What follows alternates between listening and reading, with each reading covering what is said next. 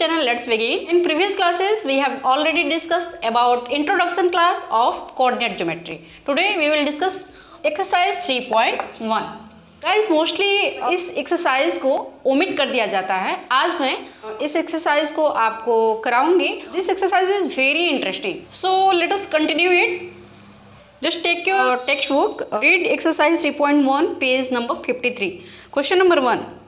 How we will describe the position of a lamp on your study table to another person?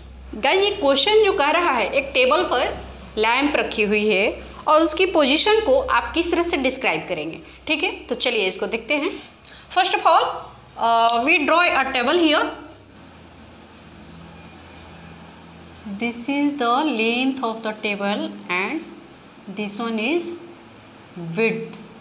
Okay, and we draw a table here like this. This one is the leg of table.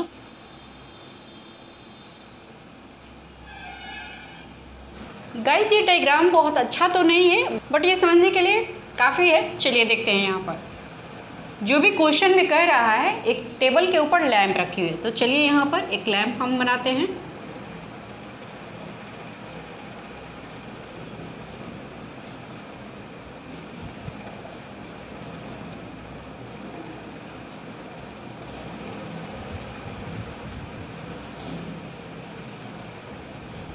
Just इसको एक lamp की तरह assume करें.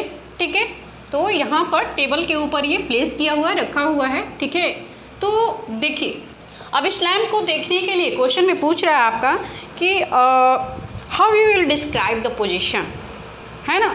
इस lamp के position को आप कैसे डिस्क्राइब करेंगे. ठीक है, तो देखिए दो इसमें एस्पेक्ट्स हो सकती है. एक तो संभावना ये है कि इस साइड से इस लैम्प को हम देखें और दूसरी क्या संभावना बनती है, इस साइड से, ये जो विड्थ है टेबल की उस साइड से इसको देखें, है ना. तो जो ये टेबल की एज है, ये कौन सा वाला एज है, विड्थ वाला. ठीक है, और ये जो है लेंथ वाली. तो जैसे मान लीजिए कि इसके फ्रंट में हम आकर के इस लैम्प को देखते हैं तो इसकी पोजीशन, या फिर इस विड्थ वाले साइड में खड़े होकर हम देखते हैं उसकी पोजीशन अलग अलग होगी, है ना. तो थोड़ी देर के लिए जैसे इसको एक बार लेबलिंग हम कर लेते हैं. इस साइड से अगर हम देखते हैं तो इसको, ये फ्रंट से हम देख रहे हैं तो इसको फ्रंट एज लिख देती हूँ यहाँ पे मैं, फ्रंट एज. और ये जो है आपका इस साइड से जब देखते हैं तो ये आपका लिख देते हैं साइड एज. ठीक है, इतना समझ में आ रहा है आपको. ये पोजीशन को क्लियर करने में थोड़ी हमें सहूलियत होगी. ठीक है, जैसे फ्रंट एज से इस लैम्प को देखेंगे इस डायरेक्शन में खड़े होके, तो सबसे पहले हमें क्या दिखेगा, ये लेंथ वाली टेबल की जो लेंथ वाला एज है, फ्रंट एज नज़र आएगा. ठीक है, उसके बाद ये साइड एज हमें नज़र आएगी. लेकिन अगर कोई थर्ड पर्सन इस तरह से खड़ा होकर के इसको देख रहा है, साइड से देख रहा है, तो साइड एज जो है पहले नज़र आएगी, उसके बाद ये फ्रंट एज लिखेंगे. ठीक है, जो कि कोऑर्डिनेट ज्योमेट्री के इंट्रोडक्शन वीडियो में मैंने आपको पिछले वीडियो में बताया था, है ना. और इंट्रोडक्शन पार्ट से मैं समझ रही हूँ कि आपको काफ़ी कुछ क्लियर है यहाँ पर. तो किसी भी पोजीशन को आइडेंटिफाई करने के लिए आपको पता है कि दो कोऑर्डिनेट्स का होना ज़रूरी है ना. तो यहाँ पर जो है पहले लिखेंगे, मान लीजिए यहाँ से देख रहे हैं फ्रंट से, तो फ्रंट एज, उसके बाद देखेंगे साइड एज, एफ एस. इस तरह से मैं लिखती हूँ. ठीक है, और फ्रंट एज से इसकी जो डिस्टेंस है वो कितना है हमें पता तो नहीं है, जस्ट एज्यूम कर लीजिए, कुछ ले लेते हैं हम लोग यहाँ पर. तो ये मान लीजिए कि है आपका 15 सेंटीमीटर. थोड़ी देर के लिए इसको 15 सेंटीमीटर ले लेते हैं. ठीक है, फ्रंट एज से इस लैम्प की जो डिस्टेंस है वो 15 सेंटीमीटर है.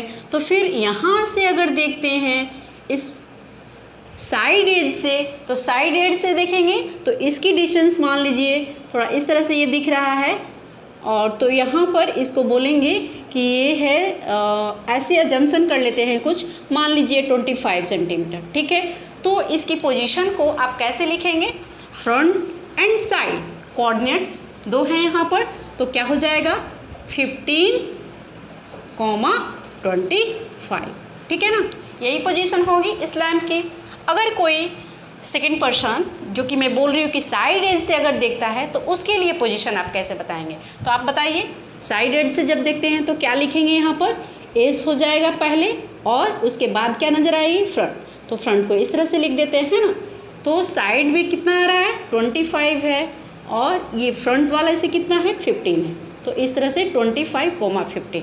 तो अगर कोई आपसे पूछता है कि साइड फ्रंट और फ्रंट साइड क्या ये दोनों पॉइंट्स एक ही जैसे हैं, तो क्या लग रहा है आपको, ये दोनों एक ही हैं? नहीं ना, बिल्कुल नहीं, दोनों एक नहीं हो सकते हैं। इस तरह से डिफरेंट पोजीशन से इस लैम्प को देखने से जो इसकी कोऑर्डिनेट होगी वो भी डिफरेंट होगी। ठीक है, इस तरह से आप किसी भी ऑब्जेक्ट की पोजीशन को आइडेंटिफाई कर लेंगे, है ना। चलिए, उसके बाद अब आगे बढ़ते हैं।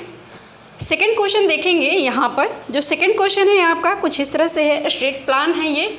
ठीक है, स्ट्रेट प्लान के बारे में थोड़ा बहुत आइडिया मैंने पिछले क्लास में भी आपको दिया। और जब कोई प्लान पास हो रहा होता है किसी एरिया का, तो किस तरह से जो मेन रोड होता है उसके क्रॉस लेन्स होती है बहुत सारी, है ना। तो चलिए इसको पढ़ा जाए, ये क्वेश्चन क्या कह रहा है।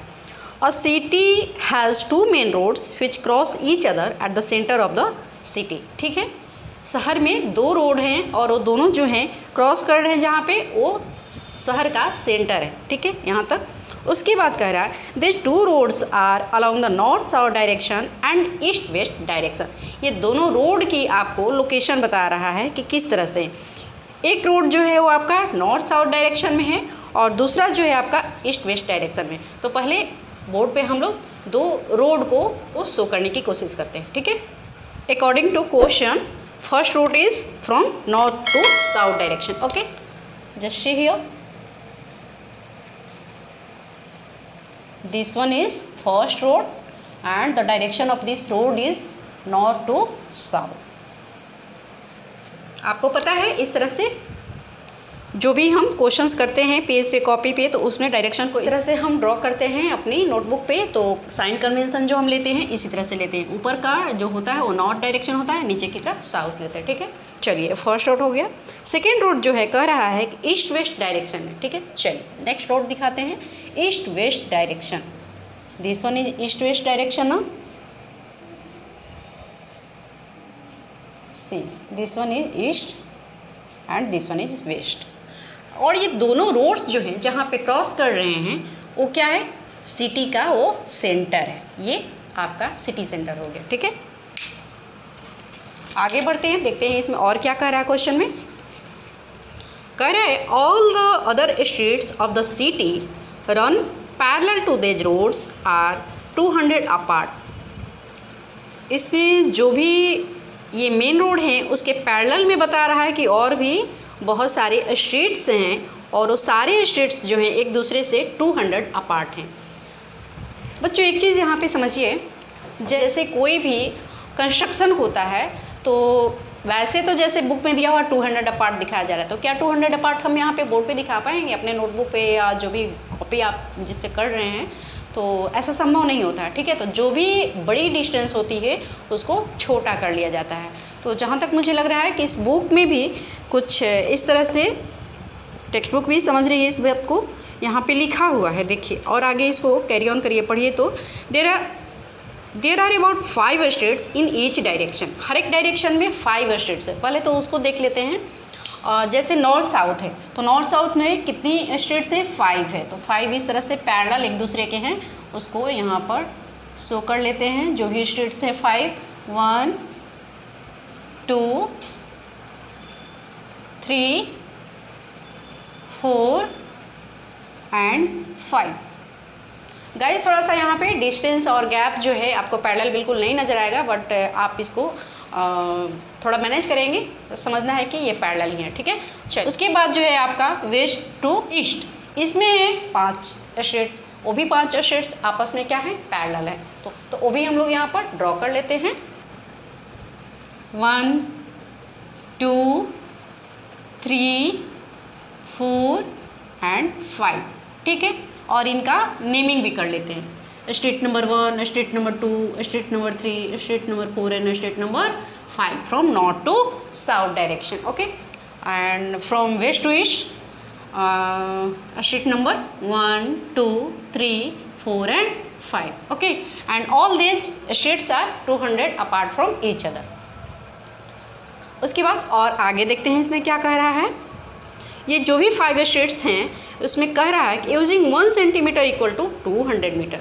टेक्स्ट बुक में लिखा हुआ है कि जो भी ये 2 रोड्स के बीच का डिस्टेंस 200 मीटर है उसको आप अज्यूम करके 1 सेंटीमीटर चलिए। कभी आपको अगर मौका मिलता है देखने का किसी भी कंस्ट्रक्शन के लिए कोई एक मॉडल जो होता है उसमें छोटा सा दिखाया गया होता है, तो बिल्डर्स जो होते हैं छोटे छोटे करके वहाँ पे दिखा रहे होते हैं, तो क्या वो उतना ही छोटा होता है? नहीं ना, बड़े बड़े एरियाज़ के लिए छोटे से मॉडल में सब कुछ दिखाया होता है। तो जो बड़ी बड़ी डिस्टेंसेज होती है उसको छोटा छोटा वहाँ पर मान के कंसीडर करके दिखाया गया होता है। एक तरह से वो शो कर रहे होते हैं कि आपका जब बन जाएगा, वहाँ पर कंस्ट्रक्शन हो जाएगा तो कुछ इसी तरह का वो दिखेगा। ठीक है, तो वही चीज़ है यहाँ पर टेक्स्ट बुक में हमें बताया जा रहा है कि 200 मीटर का जो डिस्टेंस है यहाँ पर शीट्स के बीच में उसको 1 सेंटीमीटर लेके चलना। ठीक है, चलिए ओके। अब उसको आगे हम देखते हैं। यहाँ पे कह रहा है कि draw a model of city on your notebook. अपने नोटबुक पे एक सिटी का मॉडल ड्रॉ करना है हमें। Represent the roads oblique streets by single lines. Single line का यूज करना है, जो भी रोड्स और शीट्स हैं उसके लिए हमने सिंगल लाइन का यूज कर लिया। चलिए नेक्स्ट आगे देखते हैं। There are many cross streets in your model. कह रहा है कि बहुत सारी क्रॉस शीट्स हैं इस मॉडल में।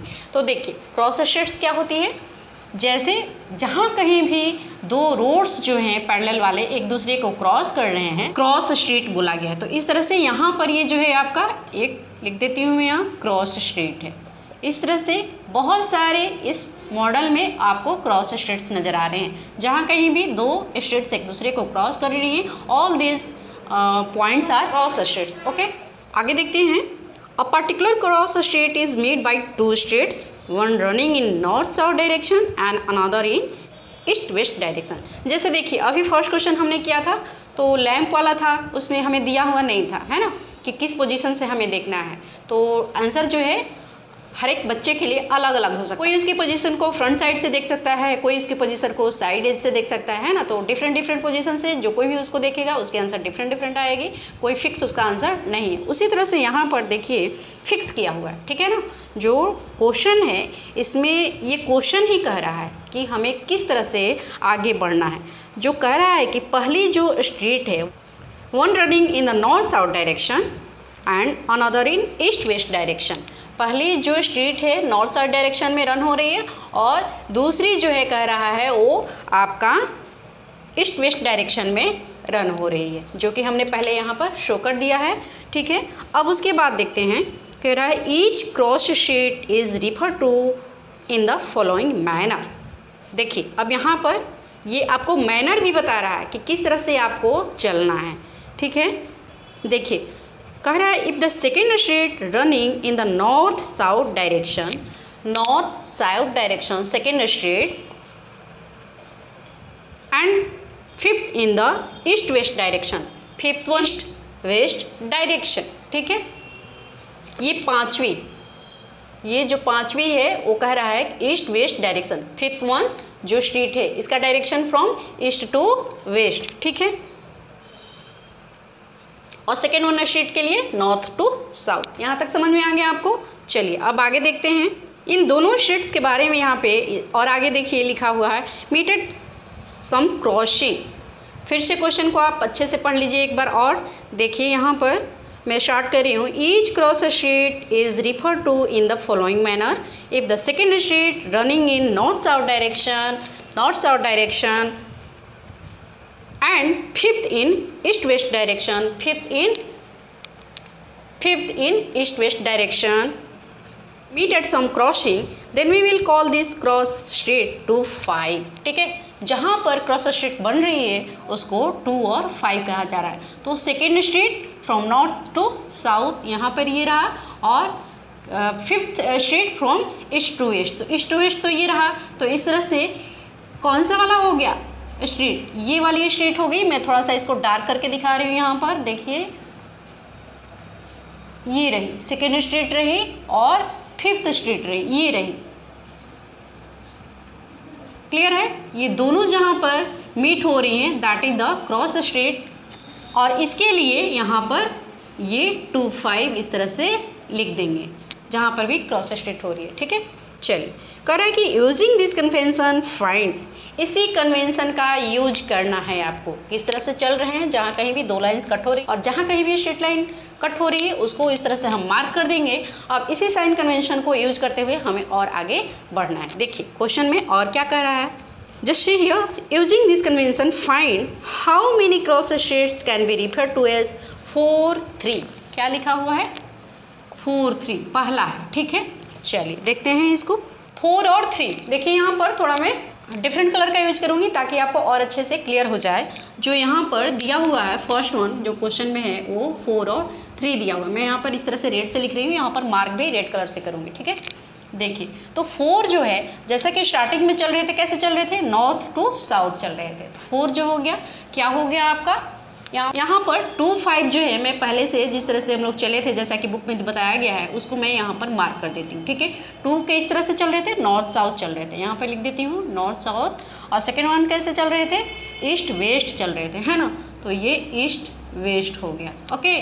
सेम इसी पैटर्न को हमें फॉलो करना है, ये जो फर्स्ट हमें दिया हुआ है बुक में, है ना। तो देखिए 4 3, तो 4 की तो कौन सी वाली स्ट्रेट हो जाएगी, from north to south, this one, this lane from north to south, okay, and this second one is from east to west, और which street is this, third street।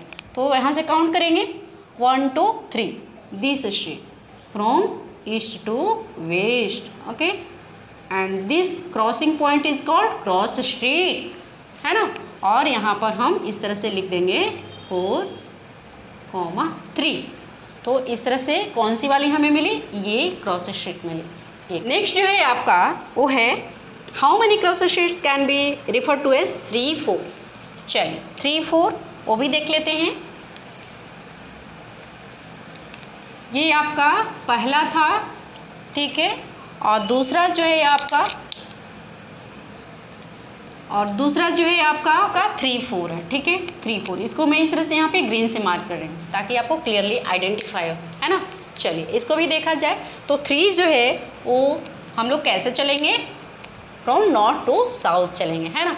North to south 3 street, where is that, this is street number 3 from north to south, okay, from north to south, this straight.